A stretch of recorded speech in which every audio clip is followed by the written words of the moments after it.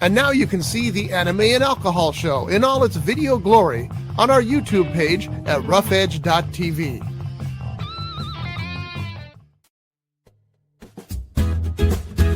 It's tiki time at Harbor Cove Cafe. Dive into the tropical paradise at the end of Spinnaker Drive in Ventura with vibrant drinks, delicious bites, award-winning fish and chips, and more. Now featuring extended hours and happy hour. Fridays from 2 p.m. to 8 p.m., Saturday and Sunday from 2 p.m. to 4 p.m. Harbor Cove Cafe, the hidden treasure at the end of Spinnaker Drive. Visit harborcovecafe.net for more information.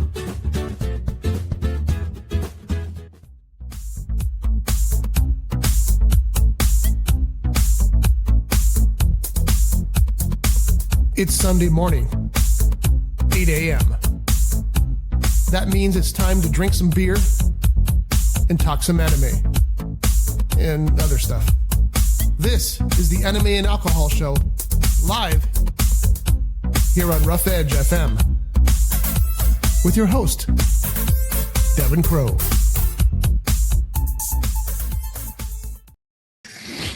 There we are. Good morning. Camera's over there. I was like, good morning, and I was like, oh wait, it's over here. Main camera there, your camera, which is right. Let's see what this. Here, right there. Yep, that's it. And your hat, Magpul. Yes, it's pew pew stuff. I love it says bang bang parts. Yes. So it could be for the porno industry too. It could be. Yeah, they haven't listed that straight. So what's up, Devin Crow? Not much. Okay. Glad this thanks month... for watching. Yeah, I know. See you later, fuckers. Glad this month is over. This was a busy month for me. Yeah, you've been rocking it. Devin, of course, is the owner and operator of. Oh, we're not live on Twitch. Crow's Pest. Well, I'll fix that in a second. Okay. Crow's Pest Solutions, and this is the time of year when pest people are very busy. Tell them about that while I fix this. Yeah. Well, let's get live on Twitch because I just sent out a bunch of notifications. You gotta click on the Twitch up above. There you go. And then Facebook. Oh, I didn't put any of those other. No, you didn't put What anything. a moron.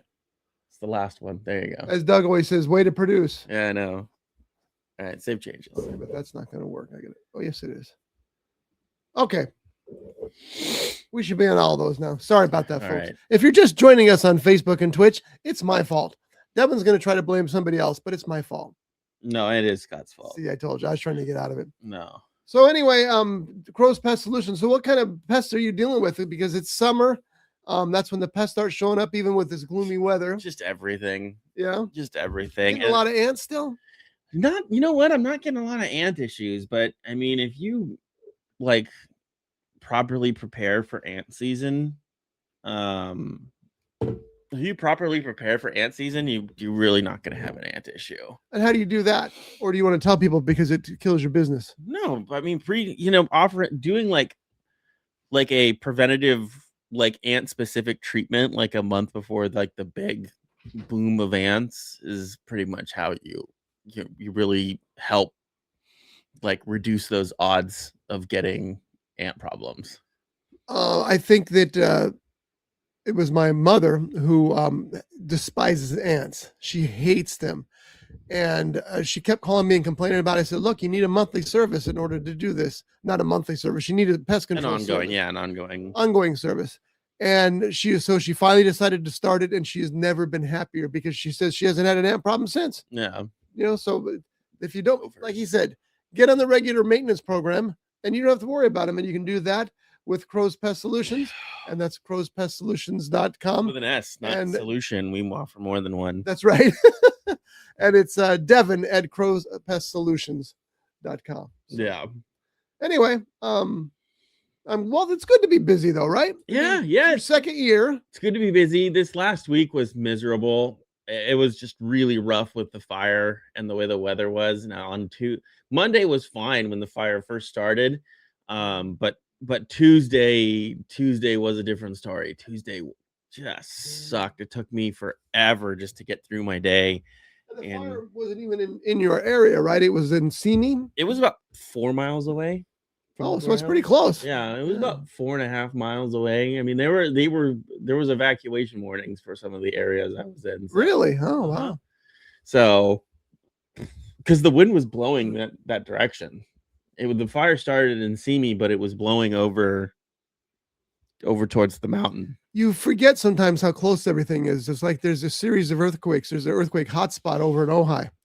And I mean, it's not truly always active, but sometimes you get a good jolt, 3.5, something like that.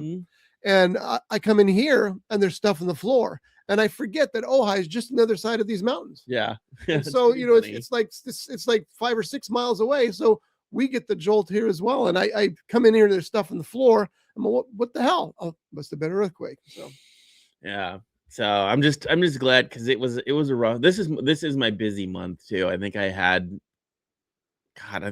90 something appointments this month. Yikes. So 96, I think. Yeah, that's impressive. So that's keeping you busy. One man doing 96 services. Jesus. I used to do 110. Yeah, but you're getting a week. You realize you're getting close again.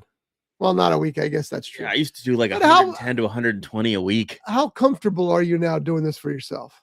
Very comfortable. Yeah. Very, very comfortable. Compared to before, when you had to follow. Well, yeah, I went to working 6 days a month. 6 days a week to 6 days a month. So yeah, I mean, more time for the family, more time for beer. Just a lot of jerking off alone. I swear to God. Yeah, well, there's that too. Yeah. There's always options. It's boring. I haven't got to that point yet. What's funny is I used to look forward to like days off, but like, oh man, I'm off this is my Sunday, this is my Saturday off, this is my Saturday off. And like, and I would have to do shit, like, oh, I want to go here and I want to go here and we got to do this and I want to go to downtown LA. And I was like, ugh. And then now, it's like it was earlier this month too. And I was like, man, I am really looking forward to Thursday, because I had Monday, Tuesday, and then I worked Wednesday.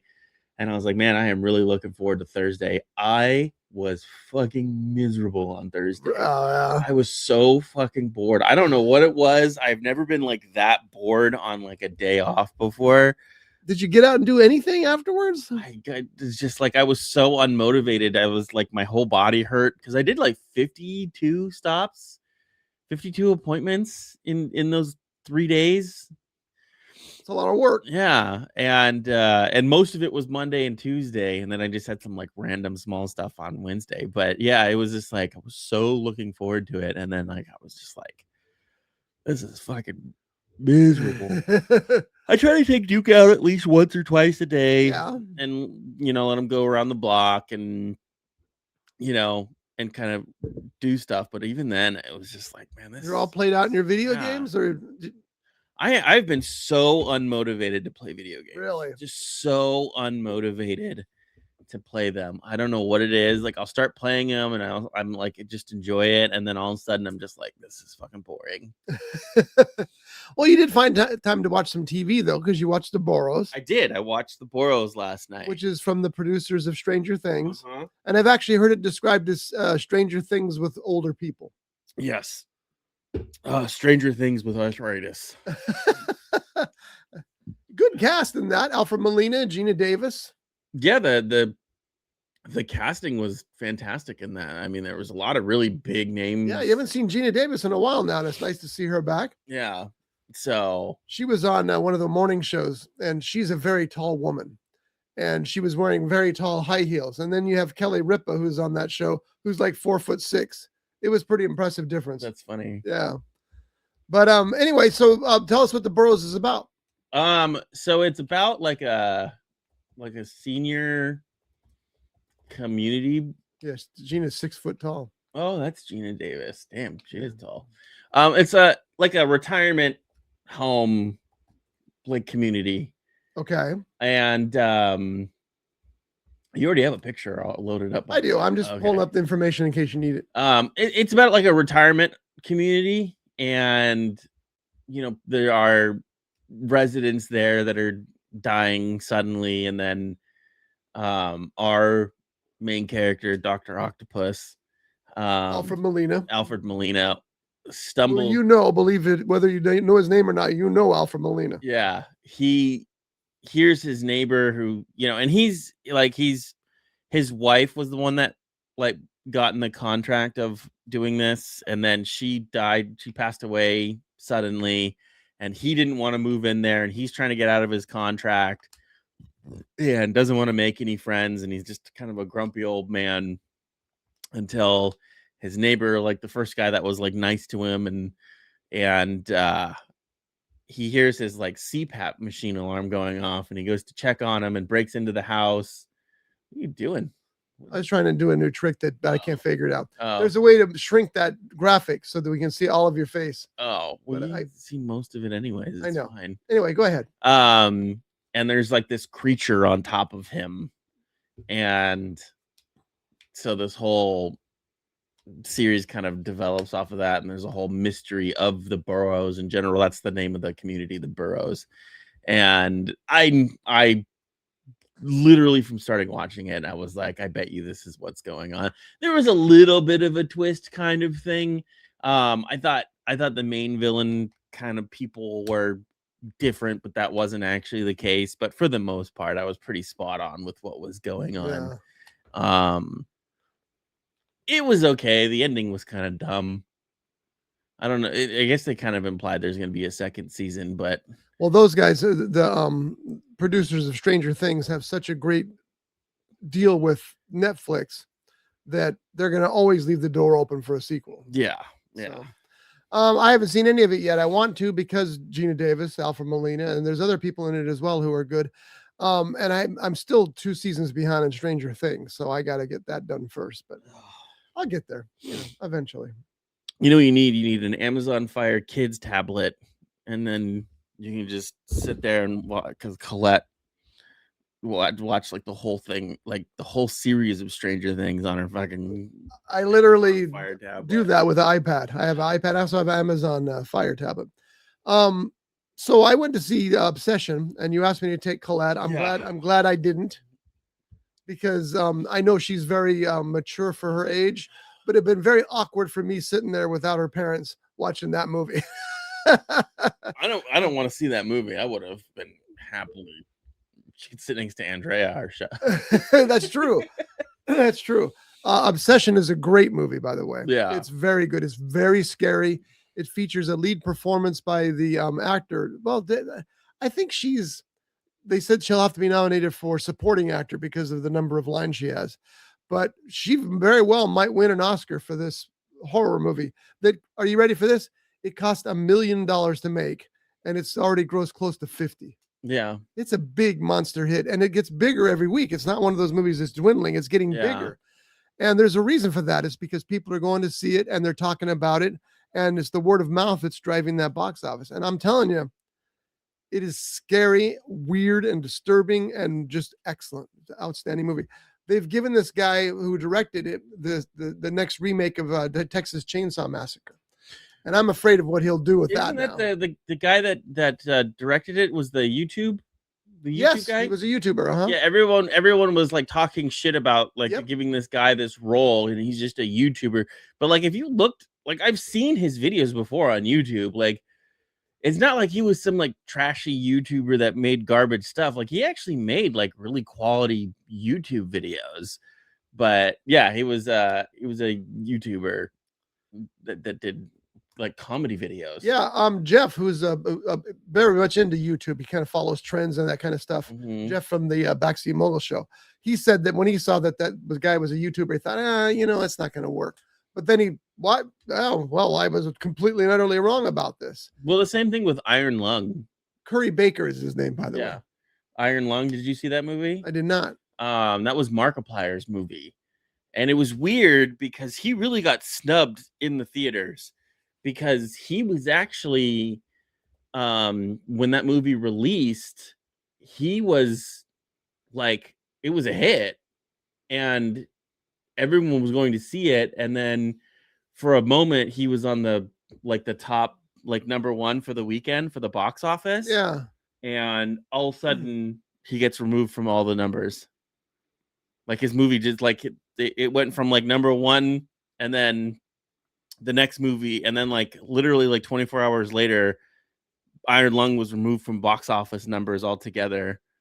It must have been a limited run then.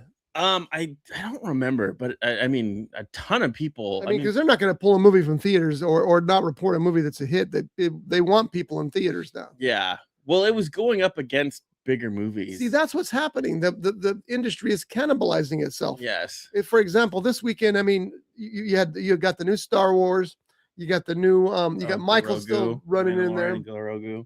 Yeah, which we'll talk about in a second too, because that's an interesting story. But you've got that. You've got the other big movie. I can't remember what it is, but these big movies are on screens from like 9-10 in the morning until 10:30 at night, and every 20 minutes. So they're using multiple screens when movies, and then because of that, movies like In the Gray, which is the new action picture from Michael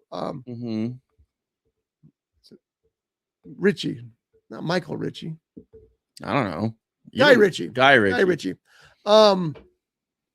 Gets two screens for the weekend and bombs. And I went to see it. It's excellent. But because the screens are all taken by these blockbusters, and that's probably what happened to Iron Lung too. So like the Iron Lung was actually beating out these movies in the box office because people were so excited to see it.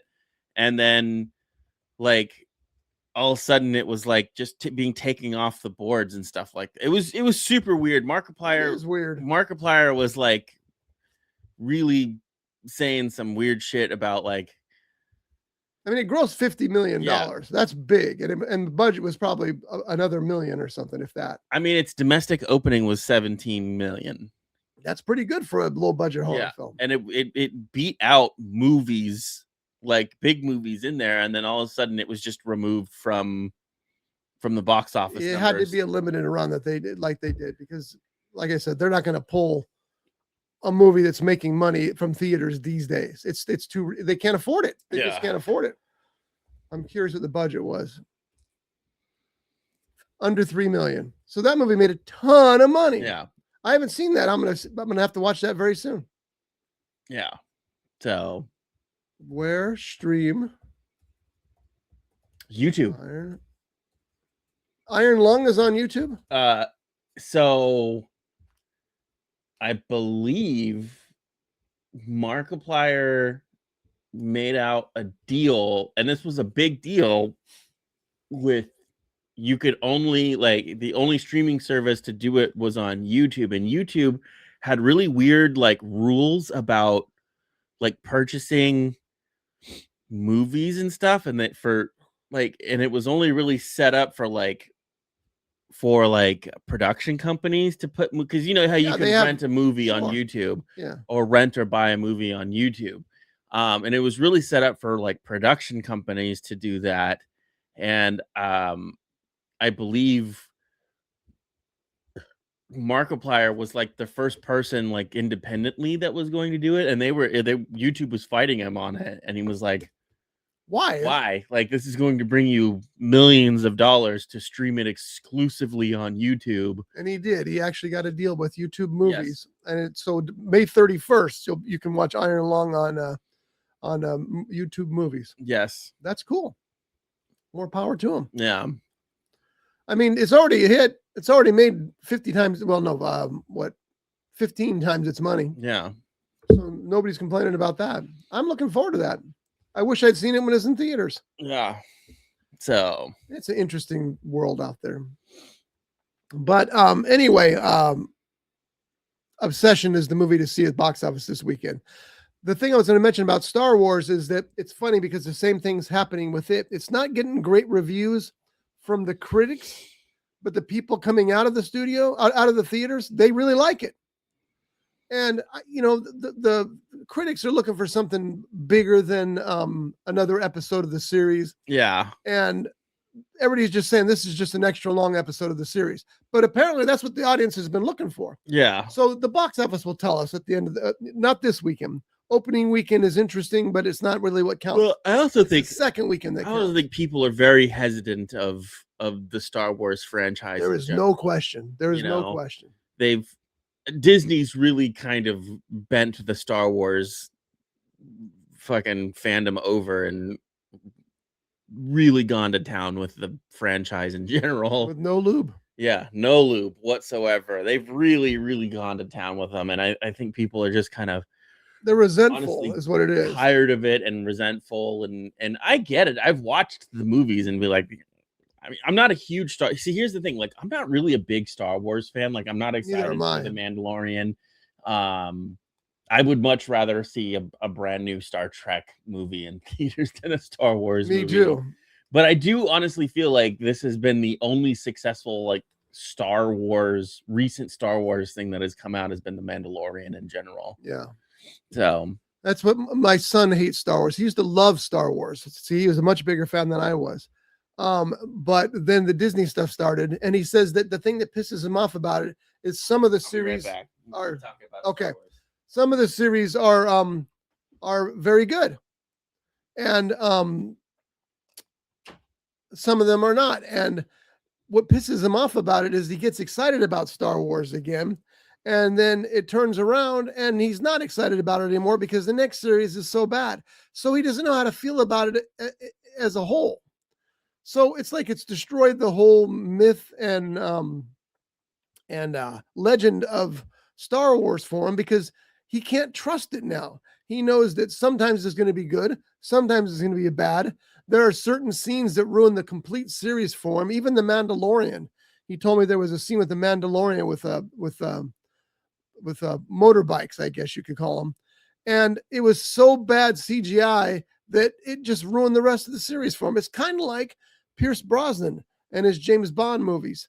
There's one scene in one of the James Bond movies where the CGI is so god awful, and if you've seen it, you know what it was. It was Bond paragliding off of a iceberg as it fell into the water. It was horrible. It was like a cartoon that they pasted Pierce Brosnan's face on, and you really couldn't take the series as a whole serious anymore because it was so badly done that it just ruined the whole thing for you. And that's how my son feels about the Star Wars series. Now, he does want to go see the movie. He's not holding a whole lot of hype for it, of hope for it. It's good that people are coming out of it, say they like it. He doesn't pay much attention to what the critics say because they're so busy looking for something new and fresh, which is what they tend to do. They forget that sometimes the audience just wants to another ride. And ideas of that are like Jason Statham movie, the Meg, about the 100-foot great white shark. Nobody thought that would be the hit that it turned into, but it did. And they made Meg 2, and guess what? Critics didn't care for it much, but it made a lot of money because people do want to see Jason Statham on a jet ski with a harpooning a 100-foot great white shark. It's entertainment. And so the critics have a point because you don't want to just keep rehashing things over and over again, but you don't want to change it so drastically that it's not recognizable from what you liked before. And I think that has a lot to do with what Disney has done with the Star Wars, because some of their Star Wars series are admittedly good. Some of them aren't. The one that I thought was really most surprising was that since they introduced the character, almost 50 years ago, of Boba Fett, everybody said, we need a Boba Fett series. We need a Boba Fett TV series or movies even. They finally get around to making a Boba Fett TV series for Disney Plus, and nobody likes it. Siri's reacting to my comments here without me even asking her. But anyway, I think that's what the problem is that people feel they can't trust Disney. Now, Jon Favreau, excuse me, is the director and maybe the writer, co-writer at least, of the new Star Wars movie. And he made the original Mandalorian series. He's a huge Star Wars fan. He fought hard to get into the Star Wars world. And for a while, he was steering it in the right direction. But then, Disney, the evil empire, you have to come in on everything. Yeah. Ask the people at Pixar. And so once you get to that point, it kind of ruins it all for everyone. But Good Devin's Lord. back. So. Yeah, call me Van Gogh for the way I painted that toilet. Fucking hell. Art. I could tell when it's like, I gotta go. Yeah. So anyway, I was going on endlessly, as I'm sure you out there will agree, about the problem with Star Wars, according to my son at least, is that they'll release a series that's really good and follow one that's really bad. Yeah. And he goes, and so you can't trust Star Wars anymore. Yeah. That's the problem, and that's why people are. The last like big movie I remember that was good. The last Star Wars movie that I remember was good was Rogue One. Yeah, everybody loves Rogue One, the Reservoir Dogs of Star Wars movies. Yeah, that was the one where they were tasked to like get the plans of the Death Star, right? And it was kind of a suicide mission for everybody. Right. Yeah. And that was everybody loves that movie. That's what they consider that one of the ones that actually worked very well. Yeah. It's just unfortunate that they can't get consistent on it. You know, they're so busy pumping out content that they don't. Sometimes it seems like they don't care what they're pumping out as long as it's got Star Wars on it. Well, that's exactly what it is. And I was talking about, ever since the character was introduced, Boba Fett. People wanted more Boba Fett. Give me more Boba Fett. And so they finally did the Boba Fett series, and most people went, God, that's not what we wanted. Yeah. So they screwed that up too. Well, then there was that other Star Wars spin-off series, right? That kind of like just kind of said F you to all the Star Wars lore. Yes. It had like the twin girls in it or some shit like that. That was like super. Yeah. There's been droids, Ewoks, the Clone Wars, Rebels. Wait a second. Yeah, Resistance, the Bad Batch, Visions, Hails. Visions. See, there's too much. Yeah. 444 episodes across 27 seasons of television. Now, I realize that Disney has to make up almost $5 billion they gave George Lucas, but this is a little oversaturation. And that's, again, why they can't be consistent and you can't trust them. But again, that being said, my understanding is, and I'm going tomorrow morning to see.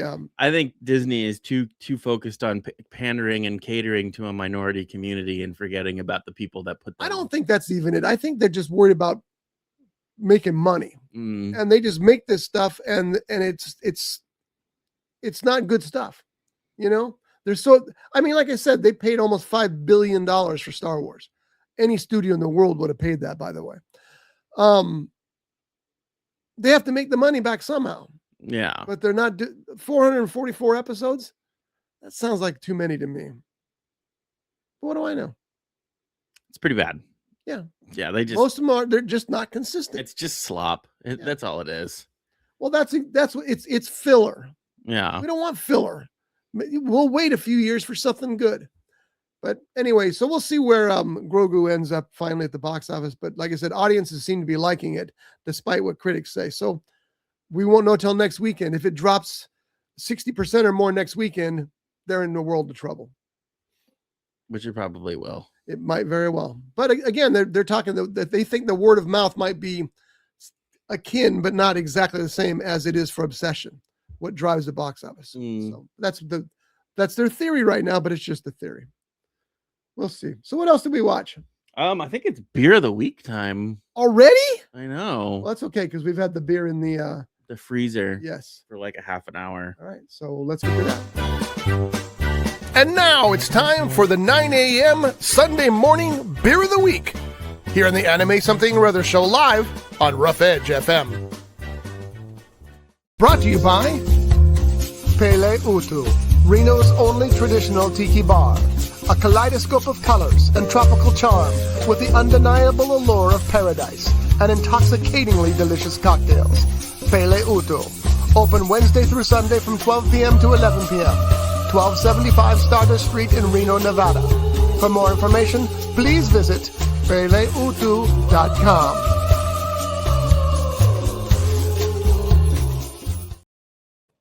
All right, so today we have a very special beer in the house. We have a limited edition. Limited. We got the Busch Apple. Yeah. This is also known as Bapple. Bapple? Bapple. I kind of like that. That's a good name. People call them Bapples. Because Bud Light has an apple beer. Really? Yes, so after Busch Light's success with this, Budweiser released a fucking competitor to Busch Light Apple. It is nothing compared to this. When you open this can, it fills the room. I can smell it with from here. fresh apple. Like it smells like someone bit into a crazy ripe apple right next to you. It is insane, the smell that comes from this can when you open it. We've talked about this in the past before. We despise beers that advertise, oh, it's a raspberry beer, but you can't taste any raspberry. Oh, it's a lemon beer. There's no lemon. If you're going to put flavor in a beer, make sure I can taste it. Yeah, and it's there. Now, I don't know if the flavor, because it's very trickery, right? When you smell something, it puts that flavor into your mouth, and when you drink it, it's more, the flavor's more exaggerated. Yes. So I don't know if it's that they really get the aroma of apples in there that tricks your brain to thinking that it tastes more like apples than it does. This is a very good limited edition beer. It's like when you taste a wine, they tell you the first thing you do is stick your nose deep into the glass and take a big scent of it. And because aroma is a big part of taste. Yeah. So now you've drunk a lot of this, right? I got a 30-pack of these at home. Do you really? I do. Are they available in stores or? They are really hard to come by. I have never seen Busch Light in general in Ventura. My son ended up finding like 6 30-packs at a random Vons or something like Really? that in the Valley or in LA, and he bought all of them. Like he bought. You like them that much? He bought. I don't think he'd ever tried them. He just wanted to try them, and he was afraid if they were good, he would not see them again. So he's probably right. All of them. Yeah. And then I paid him the $20 for a 30-pack of this stuff. Sweet. But yeah, there's, and the other one that I've had was Busch Light Peach. Oh, and that's is peach your favorite? Yeah, peach is my favorite. When I went to Arizona to get the tattoo, I was there, and which is funny because there's a grocery store by the name of Fry's in Arizona. They have groceries and electronics. Well, what's funny is that the lettering is all the same. Is it really? The font is the same. Oh, that's interesting. Yeah, and but it's a grocery store. I'm curious if there's any relation. Where'd you say it was? Texas? Arizona.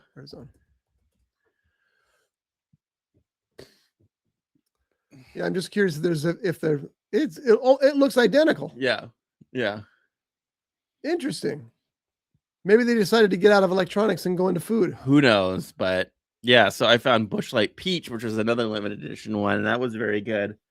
I've never seen it since though. So I watched a movie about old people, and you watched a movie that was really more directed towards younger people. Or a show. Was it a show or a movie? It's a movie. It's a mini movie. It's 45 minutes long, and it's The Punisher: One Last Kill. Make sure if you're looking for it, because they make it hard to find for some reason. It's on Hulu and Disney Plus, but I tried looking under Punisher. It didn't show. I tried looking under One Last Kill. It didn't show. Did you have to Google? Did you have to search The Punisher? You had to start with a Marvel Television special presentation. Stupid. Let me put Punisher and find it, that is stupid. Yeah. Anyway, Punisher: One Last Kill is about Frank Castle, also known as the Punisher. And this isn't much of a spoiler alert if you know anything about the character, but what he's done in the TV series and what he does in the comics is that his wife and child have been killed by the mob. So he decides he's going to kill everybody and their families and probably their pets who had anything to do with that murder. And so he's out and he's wiping out the mob in groups of 20s and 30s. He's just insane. Well, this Punisher mini movie, which is about 50 minutes long, because John Bernthal brings so much to the character, he's tragically crushed because at this point, when this movie begins, he's killed them all. Yeah. Everybody who had anything to do with his family has been murdered, including their children, including, like I said, their wives. They're all going to die for what happened. And he's not sure what to do next. He's like, I've done what I promised my family. He's in the graveyard talking to their corpses, and he's saying, I've done what I promised you. I don't know what to do next. And you can tell he's just tortured by this. In fact, he goes as far as to put a gun to his head. Yeah. He's like, I'm done. Well, something happens that takes him out of that. And most of the movie, he's fighting not as the Punisher, but as Frank Castle, because he doesn't have the skull face uniform on and what have you. But that all leads to him finding what he's going to do next. And it's done so with very, very much satisfaction. The fight scenes. Is this kind of like a segue short movie exactly into the new Spider-Man movie? I think it's exactly what it is. Okay. Because Castle's only job was to kill the people that, and I mean wipe them all out, who killed his wife and child. And that's done. And so where does he go? This tells you where he goes. And it's worth watching just for that. Is it a great 50-minute movie? Not so much. I mean, you want more when it's all done, because it seems like there's one big fight scene with, 50 people in it, but it's one big fight scene. And the ending is satisfying, but could be just a little bit more satisfying. John Bernthal also co-wrote it, by the way. Yeah. So, if you're a Punisher fan, you're going to need this piece to fit him into the Marvel world. Yeah. So I'm telling you, Bernthal, the best Punisher of all time. And there's been a lot of great Punishers. Thomas Jane was a great Punisher. But this guy brings such depth to it that I didn't think it'd be possible to bring that much depth to a comic book character. He's that good. It's freaking amazing. What'd you expect from the guy who stars in The Bear, though? So yeah. Anyway, highly recommended on Disney Plus and Hulu. You know what other movie I watched, and I sent you a reel for it asking if it was any good. I watched a movie called Bone Tomahawk. Oh yes! Holy shit, man!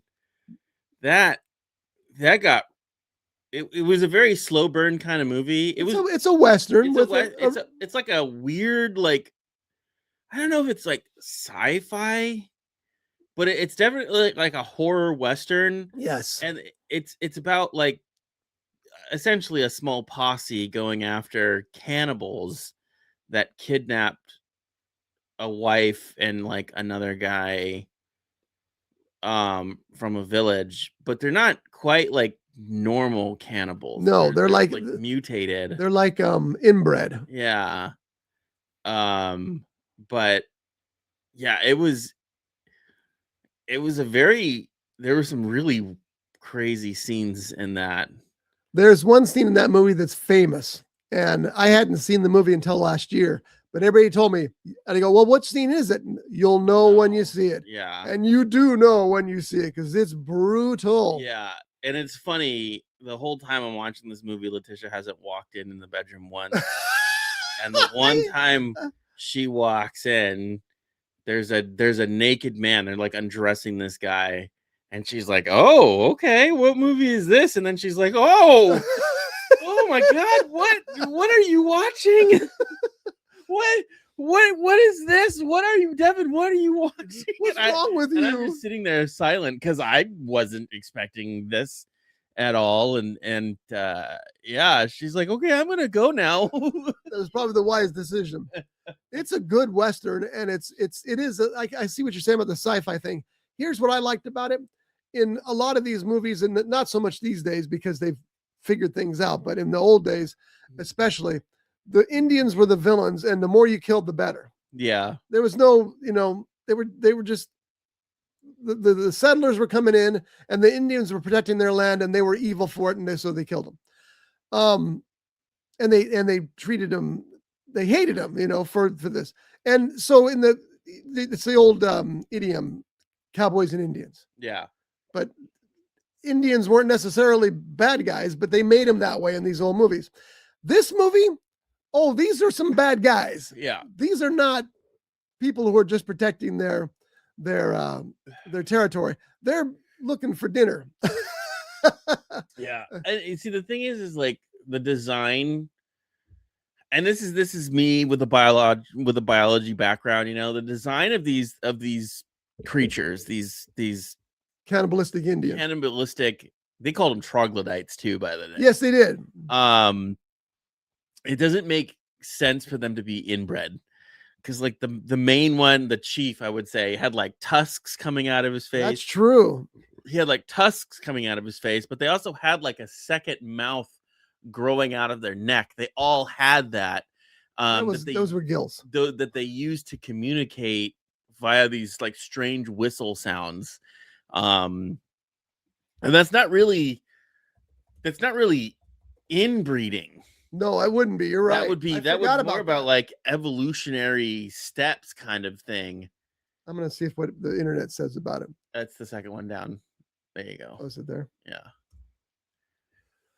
What exactly were the cannibals in Bone Tomahawk? Now, this is according to somebody on Reddit, so who knows? Yes. You know what? There's too much. Well, this is pretty good. This is a mixture of stories passed from the Havasu and Ute tribes, as well as a mixture of Navajo skinwalkers.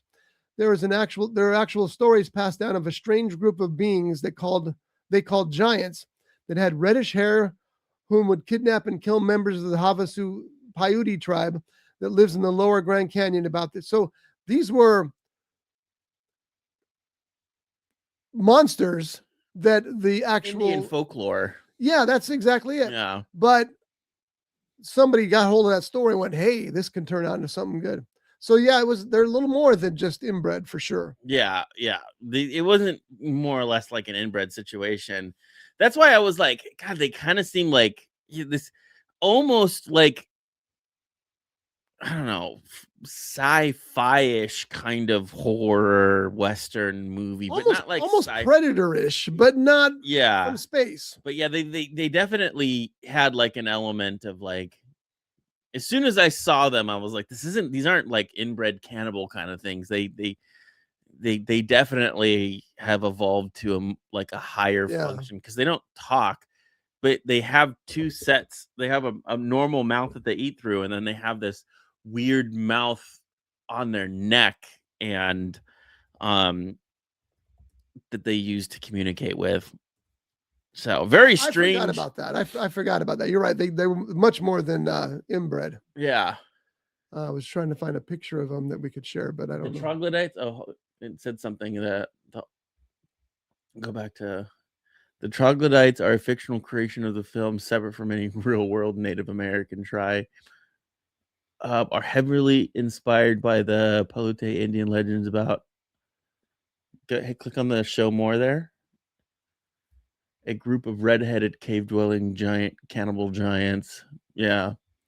Now I'm even more fascinated in this film because I didn't do this research the first time through, but now it's like there's a hint of realism in it.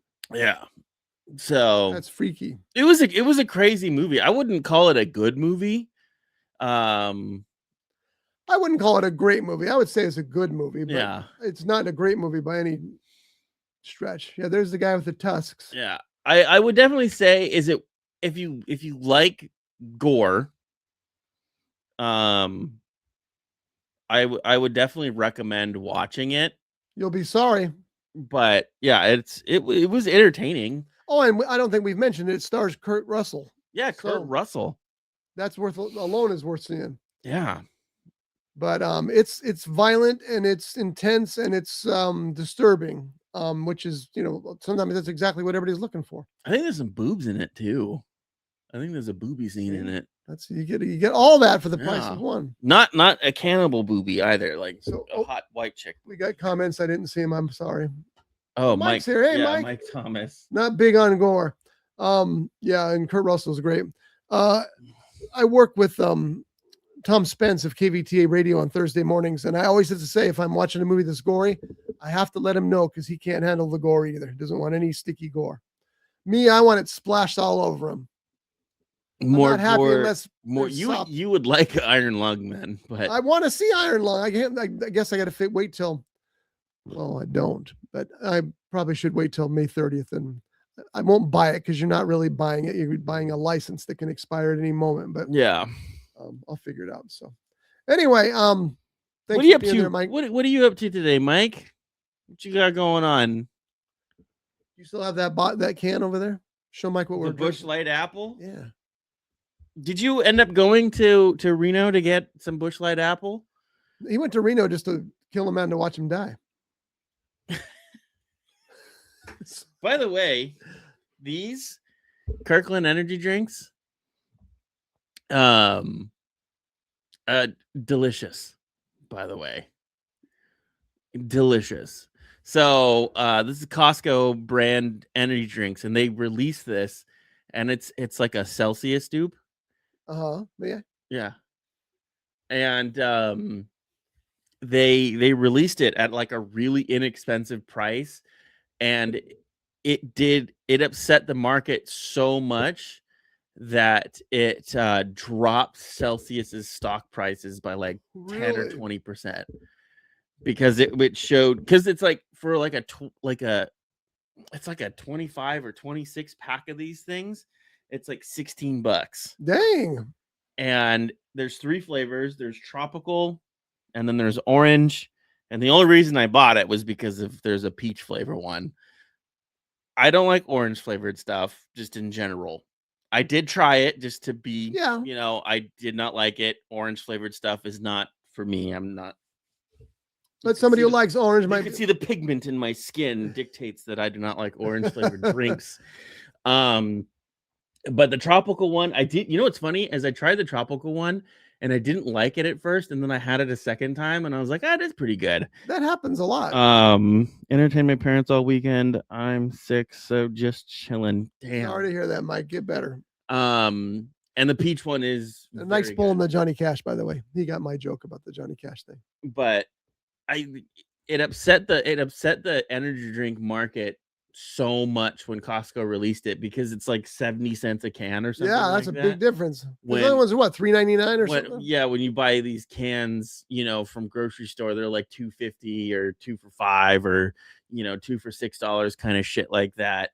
And Costco releases this at like 70 cents a can, and all of a sudden it's just like, well, if Costco can sell them at 70 cents, how come you're upcharging them? And it literally tanked Celsius's price the day and I hadn't seen them at any of our local Costco's. And then all of a sudden I saw them, and I was like, I gotta try them. We're gonna go there today or tomorrow to get. Tomorrow for sure. No, sorry, Tuesday. Tomorrow. Tuesday for sure. Because we have to get Pretzel's medicine, so I'm gonna grab a case of those. Yeah, they're very good. I was for a no sugar. And I don't like zero sugar stuff. I really don't. True. I don't think they used aspartame in this. Because it definitely doesn't have like that aspartame-y kind of taste to it. Does it have sucralose?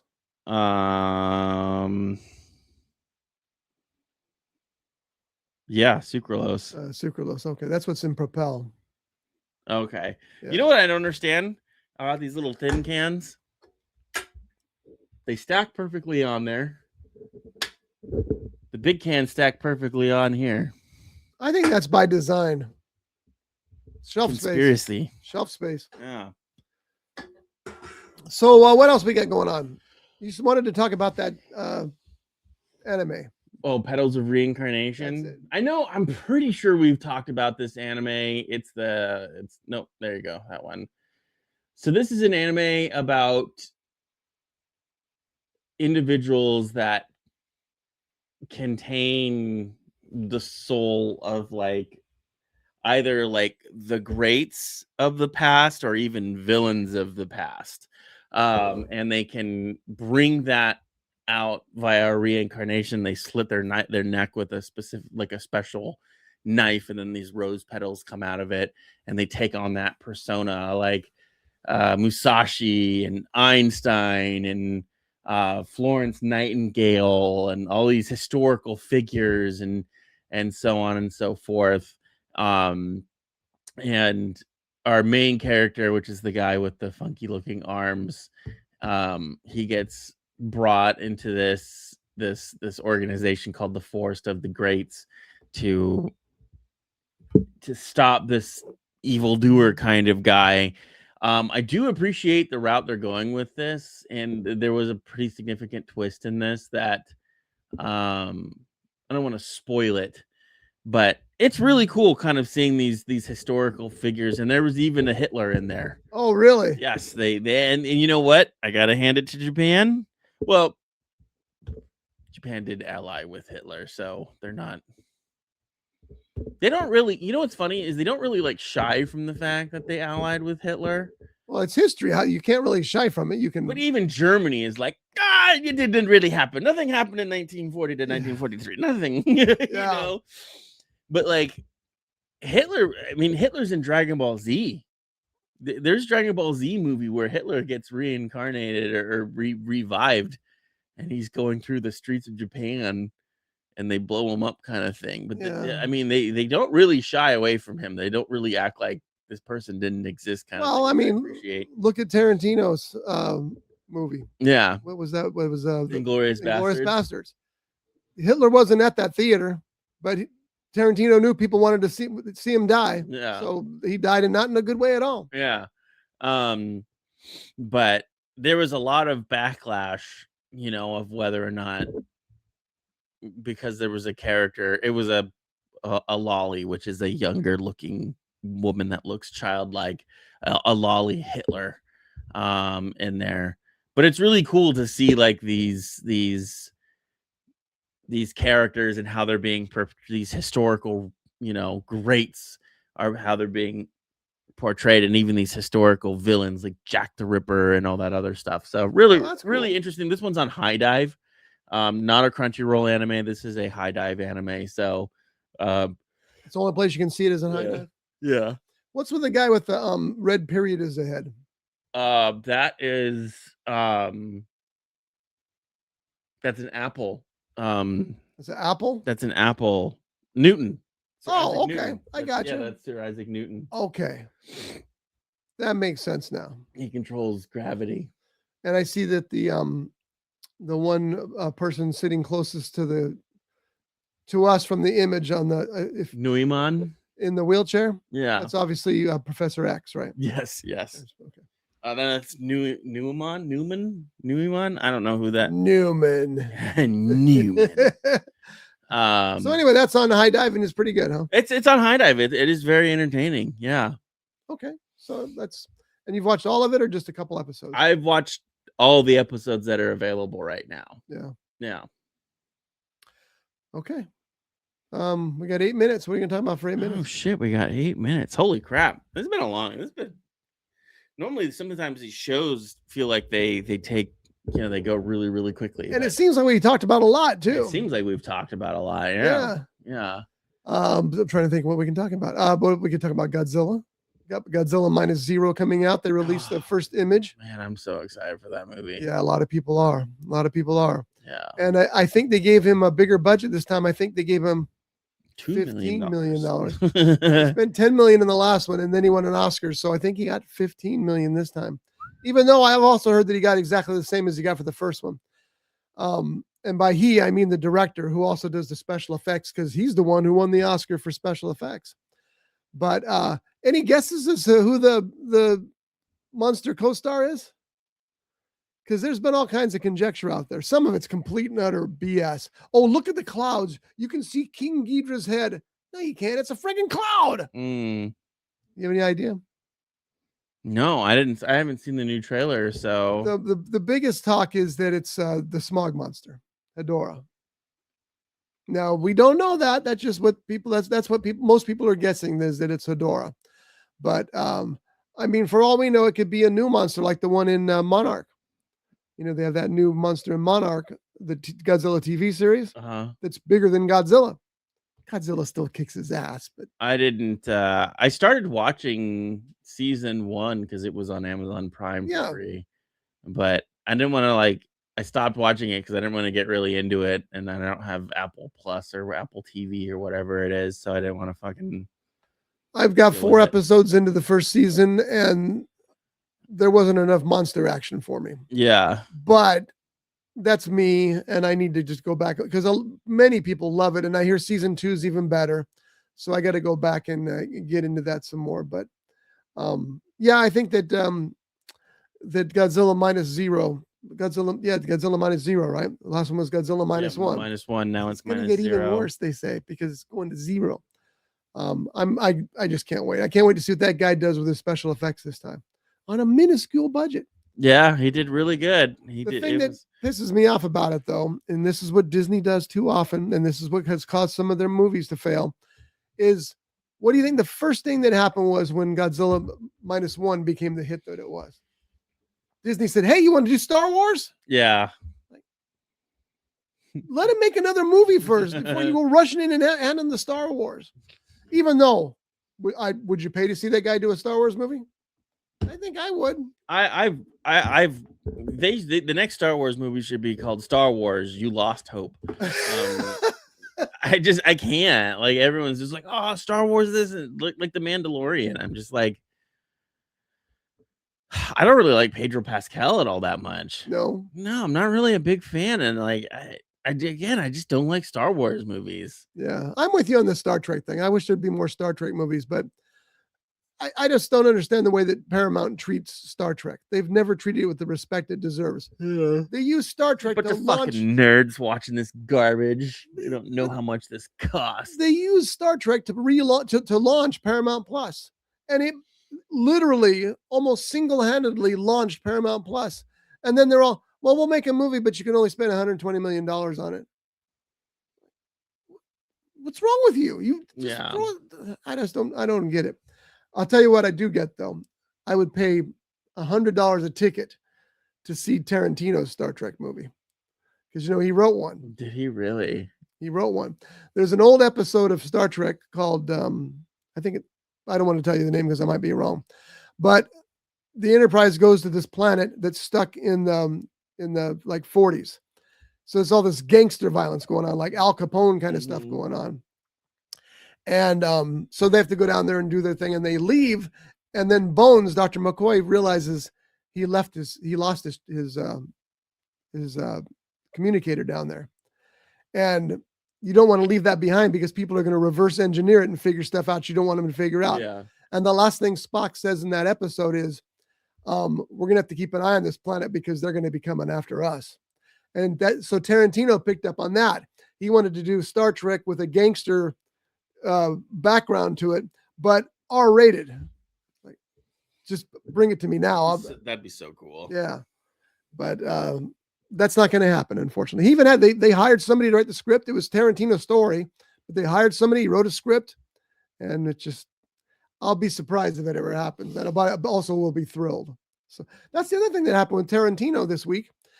He's got that movie with Brad Pitt coming out, The Adventures of Cliff Booth. Okay. Which is the Brad Pitt character from Once Upon a Time in Hollywood. Yep. And it was supposed to be Netflix only, starting on a certain date. Well, they've moved that date forward a couple of weeks because it's going to air only on IMAX theaters first. And then it's going to go to Netflix. So, son of a bitch. Yeah. So you got to wait 2 weeks longer, or maybe more weeks, but weeks longer to see it on Netflix. But you know what? It's written by Quentin Tarantino. It's directed by David Fincher, and it stars Brad Pitt. I'll go see it in IMAX. It'll be, except IMAX is so expensive now. Movies in general are just ridiculous. Well, I'll tell you that story in a second here, but I was going to go see something in IMAX. I can't remember what it was, but Josh, it was Project Hail Mary. Tickets were $37.50 each. I just can't do that. Now, for Godzilla, I'll pay it. I'll eat the $37.50. I don't care, but I just couldn't do it for a movie that I didn't have any, I didn't have the same interest that I have in a Godzilla movie. So I went to the Edwards Cinema this week because that movie In the Gray, which we talked about earlier, which is being cannibalized by the other movies. It's the only place it was playing at a time I could see. So we go out to the Edwards in Camarillo. I had a free ticket, so I don't know how much the admission prices were. I'm guessing $13 because that's typical. But I ordered one thing from the snack bar, a medium diet Pepsi, because they didn't have Coke. Ugh. $10.61 for a medium diet Pepsi. Now, it was a 32-ounce medium, so I'll give you that. But $10 for a drink that cost you what? What does that cost them? $1.02 to fill? Not even. Not even. Probably 40 cents. So I won't go back to that theater. I'll stick to my Cinemarks where it's still expensive. And I get that because that's the only place the theater really makes money. But don't gouge me because that's offensive. That's gouging. $10 for a medium. I'm looking at the screen going, did he put popcorn on there too at the 10 just for a medium diet Pepsi? And it's Pepsi? Yeah. If I would have saw that price and I had the cup sitting on the counter, I would have been like, never mind, you can throw it away. And I would have walked back. I would have walked into the theater. I should have. I really should have. Because that's just, like I said, that's insulting.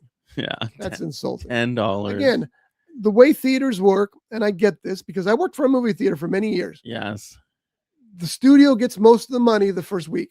So if you see, like at Star Wars this weekend, if that theater's full, you got to remember that the theater's only getting 10% of those tickets. The rest is all going to the studio. Yeah. And sometimes it's nothing. Sometimes the studio gets nothing from the movie. It only collects from the snack bar. So that's why I know it's expensive, but I don't hold a grudge against them for that. But when you're gouging me, that's a whole different story. Like $5. Okay. $5. I get it. $7.50 for a large, $5 for a medium, $3 for a small. Okay. Yeah. It's expensive. $10? $10 for a medium is crazy. It was outrageous, but don't let that stop you from going to movies. Trump, for starting this war, making my Pepsi prices so expensive. I don't think it's the Pepsi. Well, but it's all tied in. No. It's all expenditures. All right, so we're done for this week. Next week, I will talk about Grogu because I'm going to go see it this week. You're going to see it this week? Yep. I'm not, so. I understand. And whatever else might be out there. Is there anything that you're looking forward to this week on Crunchyroll or anything? Not in particular. Nothing in particular. Go see Obsession if you get a chance. Take Colette. Okay, Colette really wants to. Both of them really want to see that movie. To be honest, it's a hard R. I just want you to know that in advance. Oh, so I do like me a hard R, but probably not the rated version. Am I right? I'm not racist. I promise. All right, where are we getting thrown to? We're actually going to Moist Critical. He's got that's Charlie. I'm sorry, that's just a funny name. That's my son's least favorite word. He hates the word moist. Moist. This is a very, very big YouTuber, by the way. Oh, good. Yeah, very, very Moist big. Critical. He's streaming to like 6,000 people right now. Oh. 6,000 people are going to get an alert that I just rated Moist Critical. And we're about to send 6,000 people his way, so it'll be 12,000. Yeah. As far as they know, they don't know. Yeah. They do know. It shows how many people are watching on Twitch. Don't say it out loud. Yeah. Yeah. Let me know when it's time to hit the stream. Go ahead and end it. Yeah. Okay. We'll see you next week. See you next week. Brought to you by The Grape, Ventura County's premier jazz venue and cocktail lounge, located at 2733 East Main Street in Ventura. For menu and music schedule, visit them online at thegrape.club. This has been a Rough Edge Studios production.